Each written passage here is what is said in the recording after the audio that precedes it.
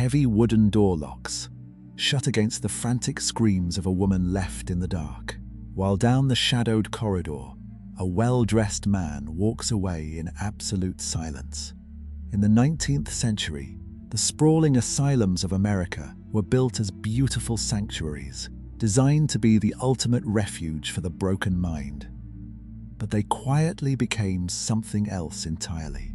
The perfect, inescapable prisons for the perfectly sane. The monsters hiding in the darkness of these halls were never the patients locked inside the cells, but the highly respected men who held the keys.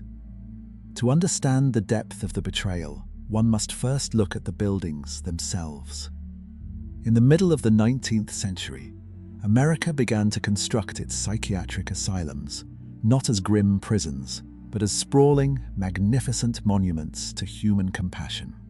They rose from the quiet countryside like grand aristocratic estates, built with towering Gothic spires, sweeping manicured lawns, and vast, airy corridors designed to catch the healing sunlight. The architectural philosophy of the era dictated that extreme beauty and perfect order could cure a fractured mind. These were to be noble sanctuaries, progressive medical utopias, where the gentle influences of science and nature would coax the lost back to sanity. The nation celebrated the rising of these brick and stone fortresses, and for good reason, because the reality that preceded them was a profound and hidden shame. Before the Great Asylum boom, the true outcasts of American society were kept entirely out of sight, suffering in the darkest and dampest corners of the country. In the early 1840s, when a relentless reformer named Dorothea Dix traveled across the states to document the conditions of the mentally ill, she uncovered a landscape of unimaginable cruelty. She presented a sweeping, horrifying memorial to the legislature, detailing men and women who were locked in narrow closets, confined to freezing cellars, and left to rot in animal pens. Dix reported seeing patients heavily chained to stone walls, stripped completely naked, and beaten with rods until they offered absolute, terrified obedience. Society had long treated the sickness of the mind as a moral failing or a feral curse, best managed with a heavy iron padlock and a whip.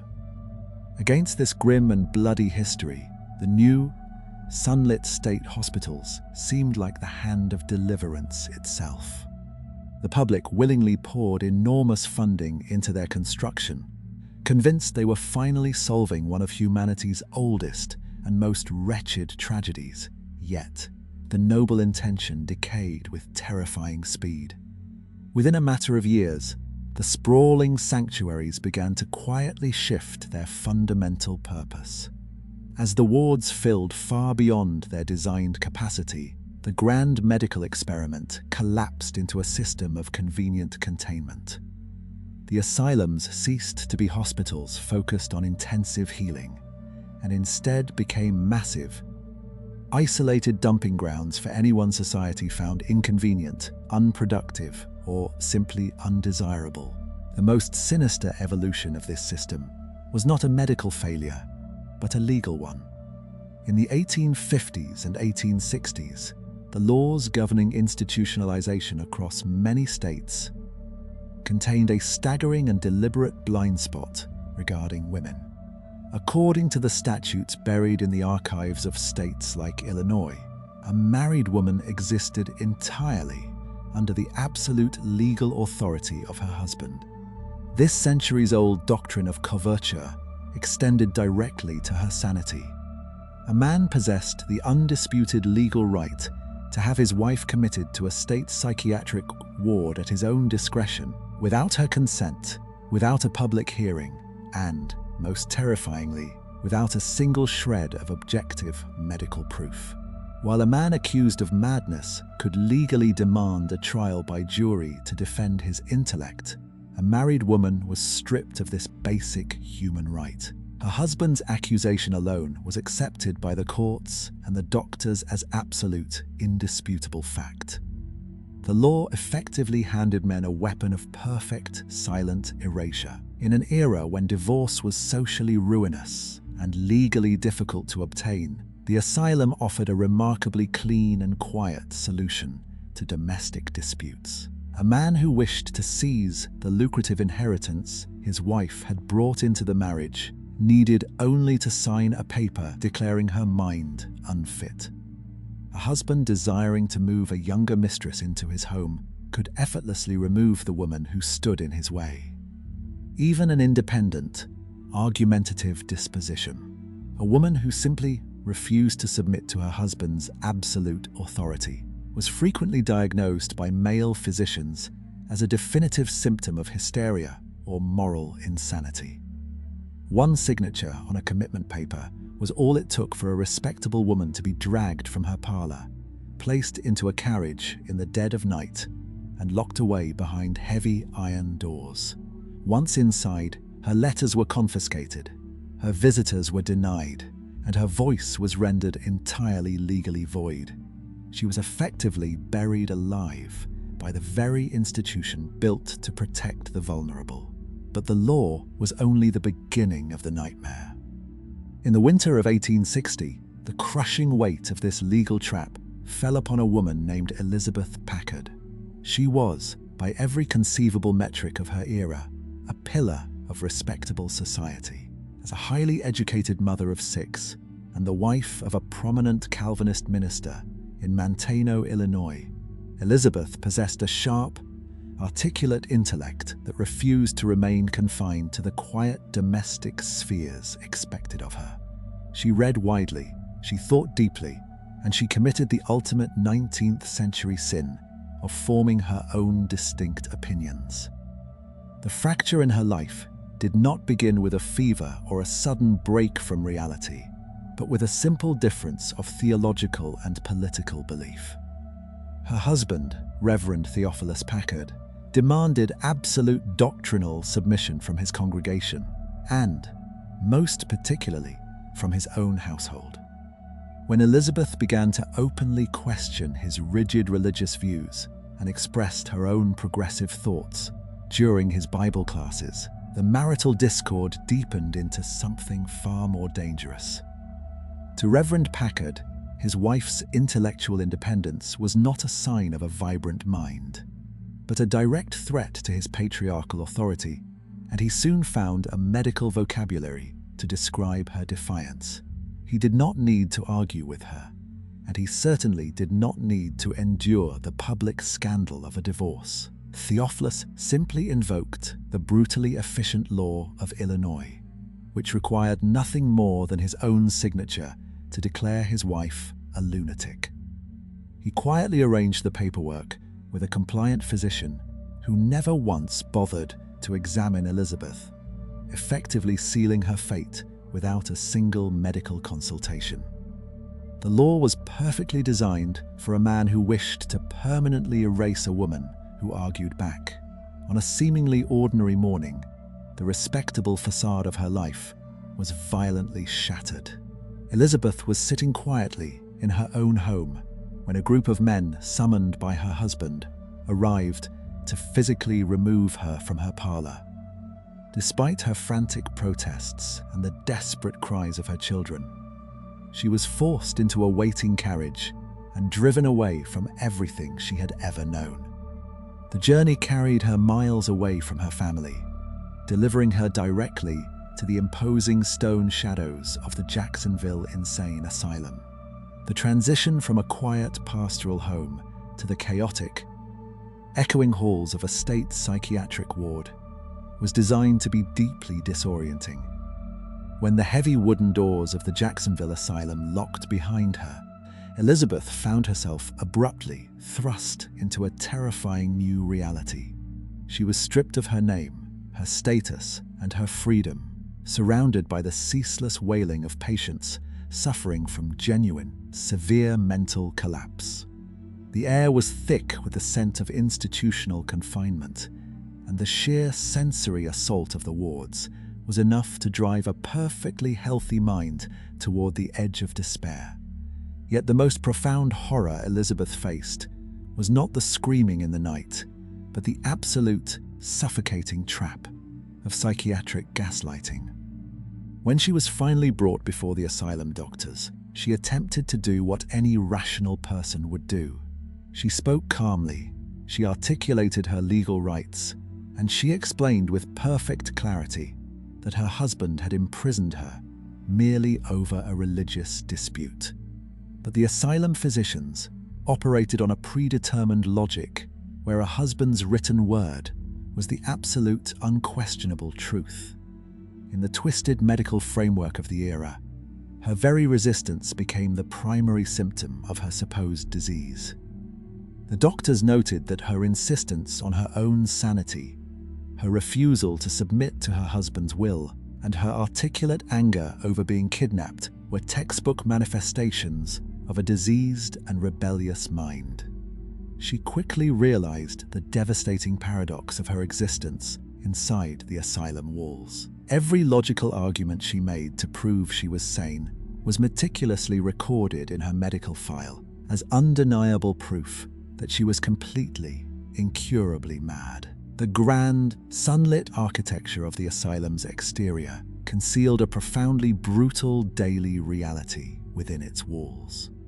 Once a patient was absorbed into the ward, the illusion of a medical sanctuary vanished entirely, replaced by an atmosphere of relentless, crushing physical control. The long corridors echoed with the sounds of heavy boots, rattling keys, and the unpredictable, desperate cries of the confined. The ward attendants, often overworked, underpaid, and entirely untrained in any form of psychiatric care, ruled these locked halls not as compassionate nurses, but as hardened wardens enforcing total submission. To step out of line, to raise a voice in anger, or to simply weep too loudly was not viewed as an expression of understandable human misery, but as a dangerous medical flare-up that required immediate, severe, and physical intervention. The primary instrument of this intervention was a terrifying invention known as the Utica Crib. First introduced into American psychiatric hospitals in 1846 and actively celebrated in publications like the American Journal of Insanity, it was a heavy, coffin-like wooden box built exactly to the dimensions of an adult bed. It featured high, slatted sides and a heavy wooden lid that could be pulled down and firmly padlocked from the outside. Physicians of the era genuinely argued that forcing a restless patient into this claustrophobic cage would successfully soothe their exhausted nervous system by physically preventing any chaotic movement. In grim practice, men and women were violently thrown into the crib for days at a time.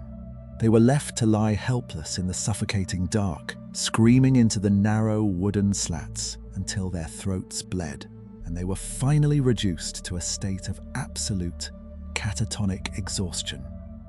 When the confinement of the crib was deemed insufficient to break a patient's will, the asylum offered an array of other barbaric practices, masquerading as cutting-edge 19th century medicine. Patients deemed overly manic were abruptly dragged from their beds by multiple attendants and plunged forcibly into baths of freezing ice water, a massive shock to the nervous system meant to literally freeze the madness out of their boiling blood. Others were strapped tightly into heavy, high-backed restraint chairs for agonizing, uninterrupted hours, their arms and torsos bound by thick leather straps so tightly that the circulation was entirely cut off. When physicians operating on ancient medical theories decided a patient was suffering from an excess of diseased blood rushing to the brain, they applied dozens of live leeches to the temples, neck, and spine, deliberately draining the patient's blood until they were too physically weak to stand, let alone resist the orders of the ward.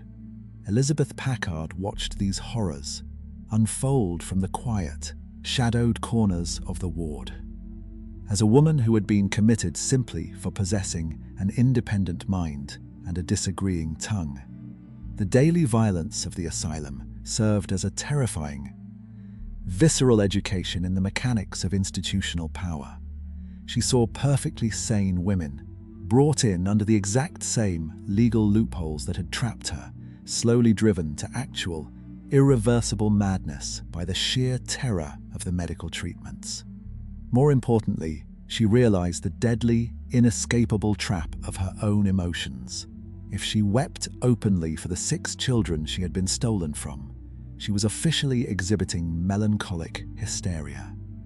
If she demanded her fundamental legal right to contact a lawyer or right to a judge, she was demonstrating aggressive, untraceable paranoia.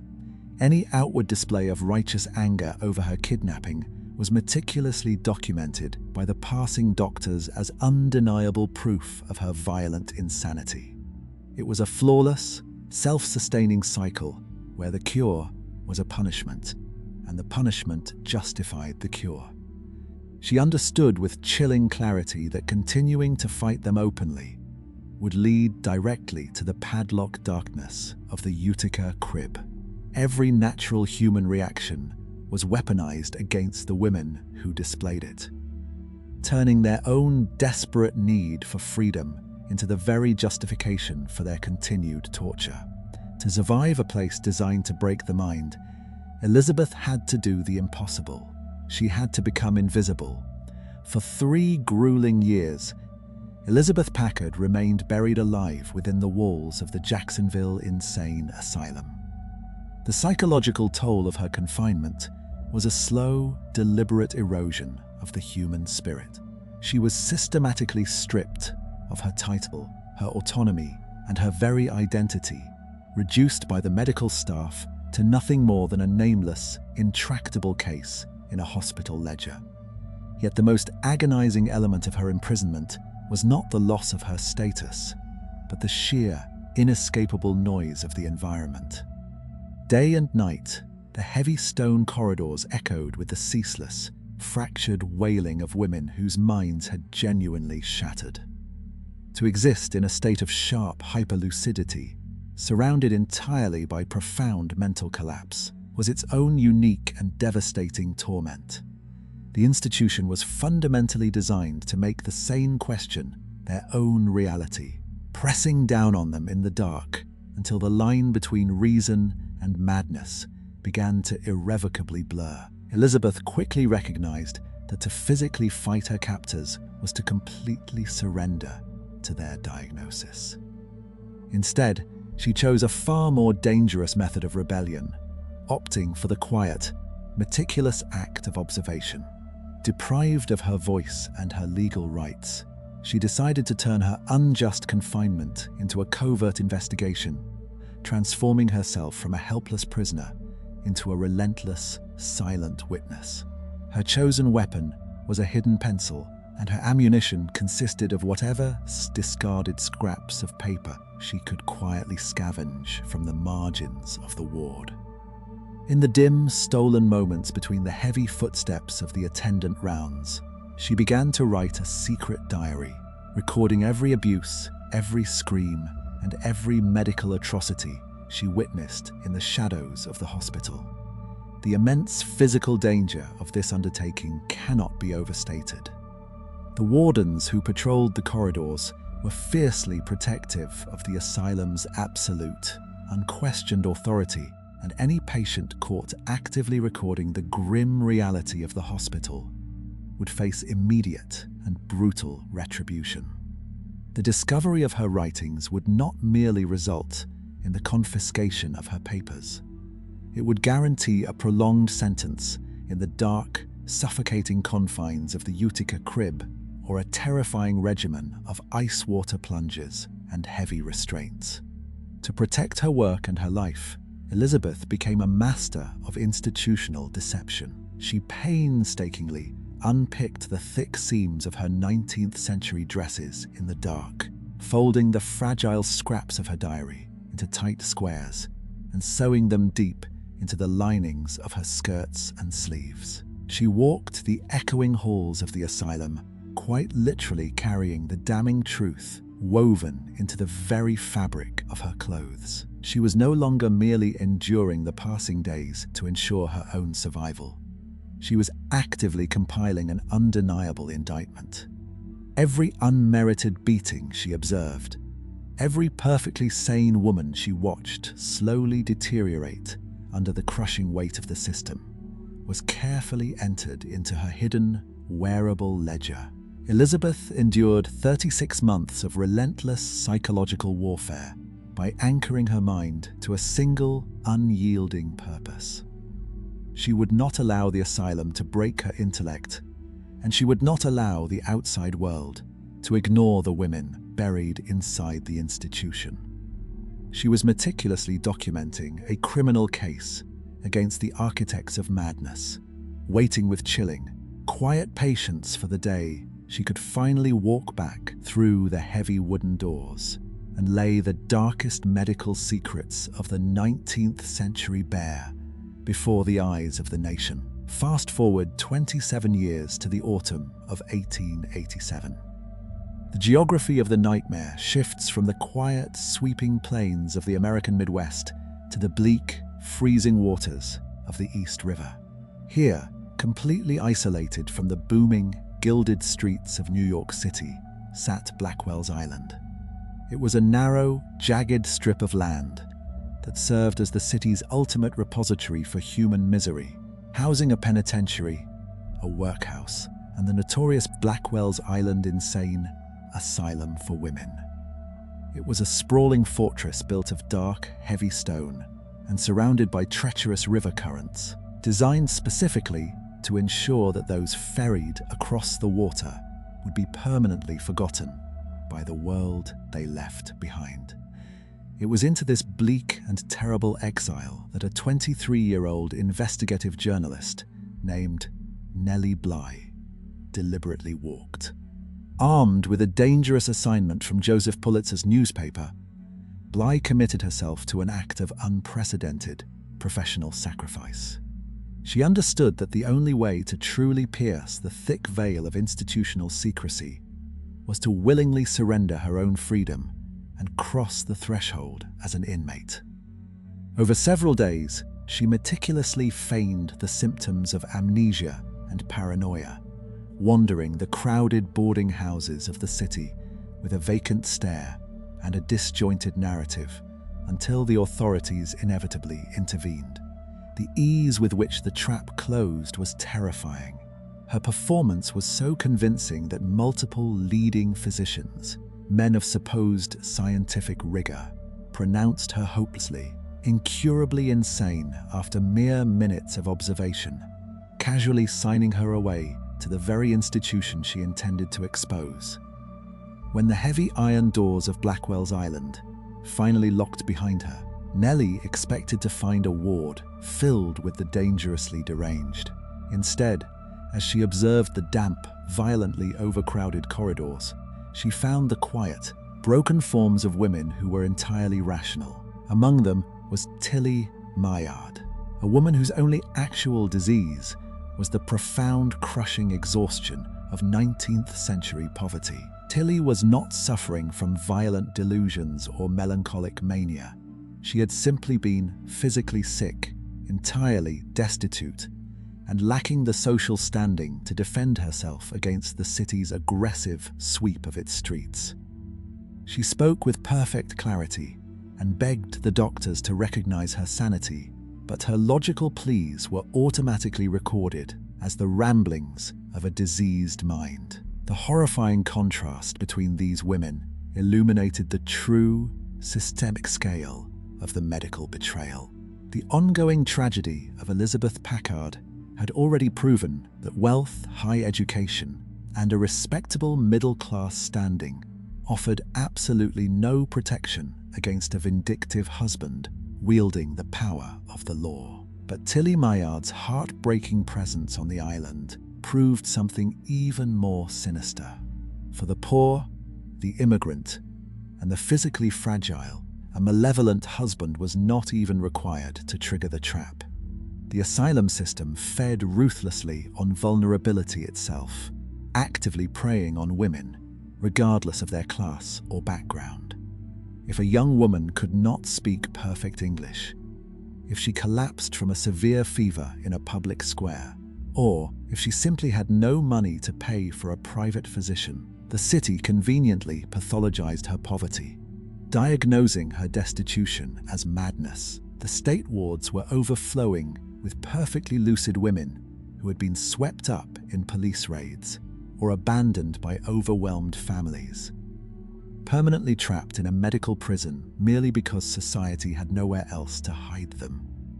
As a journalist, Nellie Bly had entered the asylum, expecting to witness heavy neglect, perhaps even a standard degree of institutional apathy. She believed she possessed the psychological armor necessary to quietly observe the suffering, secretly document the daily conditions, and wait patiently for her editors to secure her inevitable legal release.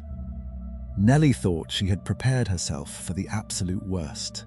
She was completely wrong. The cruelty on Blackwell's Island was not merely a byproduct of bureaucratic neglect. It was an active, meticulously enforced system of degradation administered directly by the nurses themselves. These women were not trained medical professionals or compassionate caregivers, but rather coarse, deeply unsympathetic wardens recruited from the city's harshest environments, wielding their absolute authority with unchecked malice. They treated the patients less like human beings suffering from illness, and more like an inconvenient, disposable herd of cattle meant to be managed through intimidation. In the damp, shadowed halls of the asylum, the nurses operated with terrifying impunity, fully aware that the word of a legally committed woman held absolutely no weight against their own testimony. They openly mocked the weeping patients, stole their meager personal belongings, and treated every plea for basic human decency as an intolerable act of insubordination. The most insidious form of psychological torture they inflicted required no physical instruments at all. It was the devastating weapon of absolute, enforced silence. From the moment the sun rose over the freezing river until it fell, the women were ordered to sit perfectly upright on hard, straight-backed wooden benches, forbidden from moving, speaking, or even looking directly at one another. For 14 agonizing hours a day, they were forced to stare blankly at the peeling plaster walls of the ward. They were completely denied books, sewing, or any form of basic mental stimulation that might occupy a working brain. To whisper a single word to a neighbor or to shift too loudly on the uncomfortable wooden slats was to invite immediate and violent physical retaliation from the pacing nurses.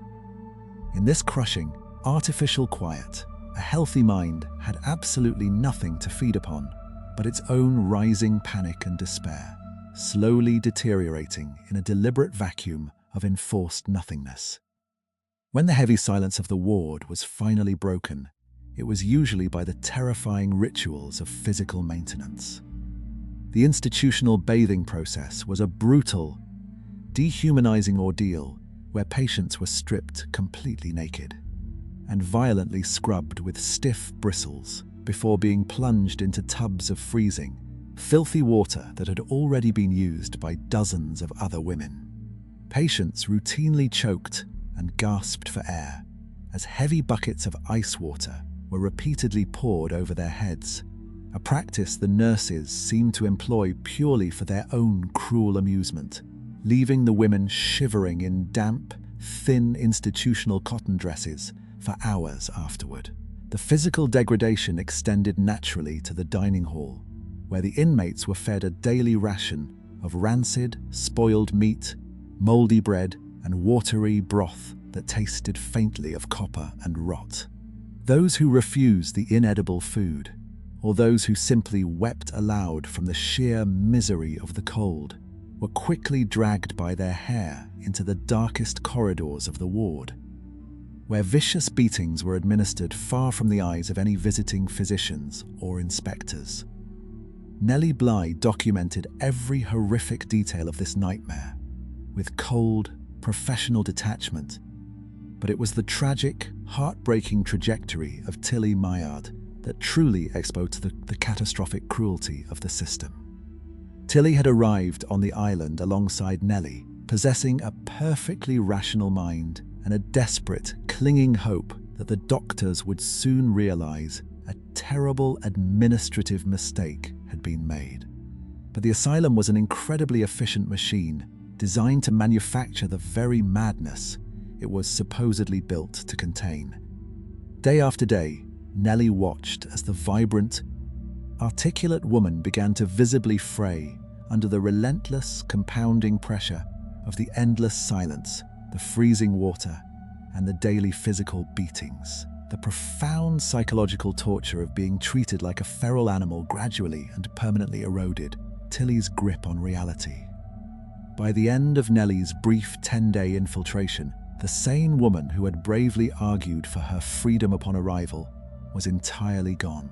She was replaced by a broken, vacant shell who stared blankly at the plaster wall, her mind actively and irreversibly destroyed by the crushing weight of systemic institutional abuse.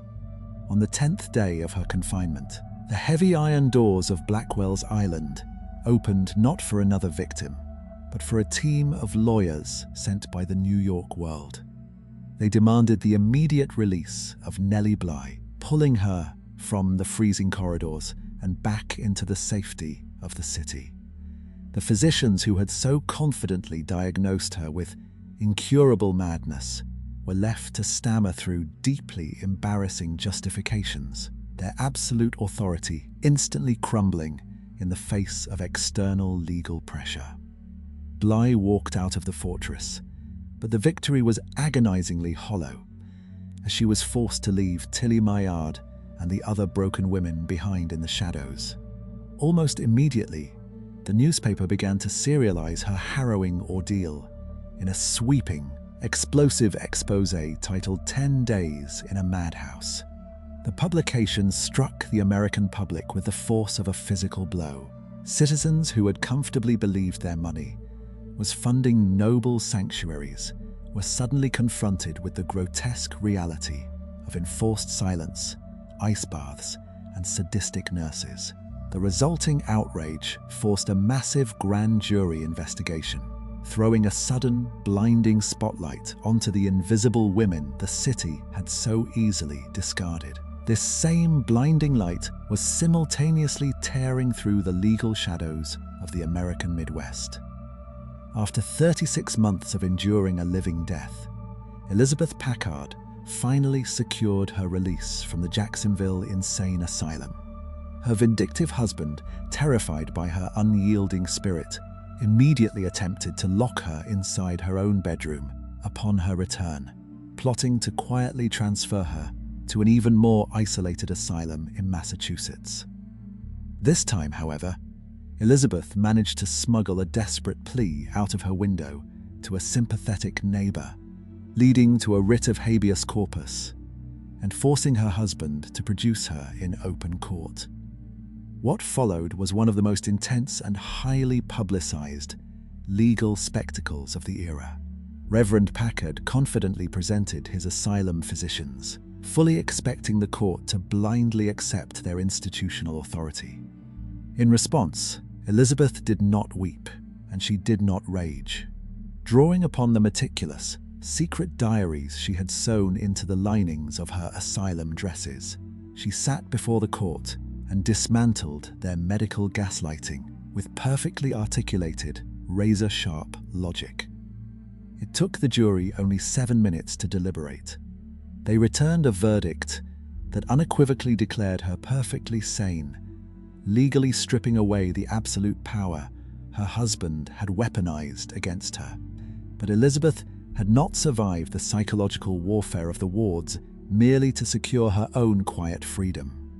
She carried the heavy, haunting memory of the sane women she had left behind in the screaming halls, and she immediately launched a relentless, nationwide crusade against the legal trap that had buried them. Taking her fight directly to the state capitals, she utilized her brilliant intellect and the undeniable proof of her own survival to systematically rewrite the laws of the land. Through sheer determination, she successfully forced multiple state legislatures to pass groundbreaking mandates that permanently stripped husbands of the right to commit their wives without a public hearing and objective medical proof. For the first time in American history, the omnipotent, untouchable system of the psychiatric fortress had been successfully challenged. Two women, separated by geography and circumstance, had managed to survive the perfect prison by weaponizing the very intellect they had been accused of losing. Through the fearless infiltration of Nellie Bly and the unrelenting legal crusade of Elizabeth Packard, the pristine, aristocratic facade of the 19th century asylum was permanently shattered. Together, they successfully ripped the heavy veil off the darkest medical secret of the age, proving to the world that the true monstrosity of the era belonged not to the women locked in the dark, but to the respectable men who had so carefully constructed their cages. Today, the grand, sprawling fortresses of the 19th century asylum boom are largely gone. Those that managed to survive the wrecking ball now stand in the quiet, forgotten corners of the American countryside, as rotting, ivy-covered ruins, their heavy wooden doors permanently rusting off their iron hinges. They remain as silent, decaying monuments to a profound and terrifying irony. These magnificent brick sanctuaries, designed by the supposedly brilliant medical minds of a progressive age to heal the fractured human soul, were ultimately nothing more than convenient, living graves for the inconvenient. Elizabeth Packard and Nellie Bly eventually walked out of the darkness and successfully forced a blind world to rewrite its laws. But the true, lingering horror of the era does not belong to the women who survived to change history. It belongs to the tens of thousands of perfectly sane women like Tilly Maillard, who never walked out at all. Their lives were quietly and entirely erased, their desperate voices swallowed forever by the enforced silence of the locked wards. They left behind no smuggled diaries and won no grand legal victories. They exist now only as a faded ink mark on a page, their names forgotten forever in the dusty, archived medical files of the very men who had simply wanted them gone.